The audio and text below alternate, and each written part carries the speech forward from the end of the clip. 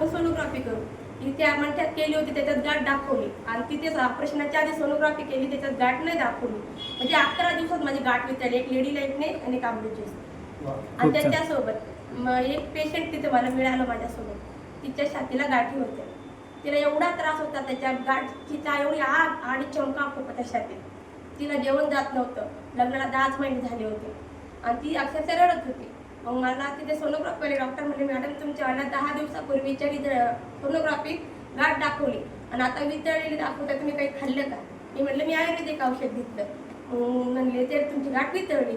तिने तेवढंच ऐकलं, माझा नंबर घेतला, ती तिच्या घरी, मी माझ्या घरी.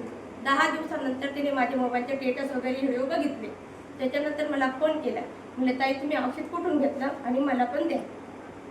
मग ते औषध द्यायला आम्ही इथून वडीबद्रीला कांगणे सर, विजय कुलाल सर आणि मी घेऊन गेले. तिला ते औषध दिलं. तिने 2 महिन्याचा कोर्स कंप्लीट केला. 3रा महिन्याचा अर्धा कोर्स झाला. तिला बी लेडी लाईफ केअर आणि अमृत ज्यूसच दिलं. तिला एवढा छान दिलं, तिला लेकरू बाळ होणार आणि डॉक्टरने एवढं पण सांगितलं होतं. ते तिला एवढा छान दिलं, तिला दिवसही गेले, तिच्या छातीत चमकाही कमी झाल्या, तिला जेवणही चाललं, तिच्या गाठीही कमी झाल्या आणि तिचे जे शरीराचे हार्मोन बॅलन्स बिघडले होते ते पाळी यायला लागली आणि तिला दिवसही गेले आणि तिचं वजनही वाढलं.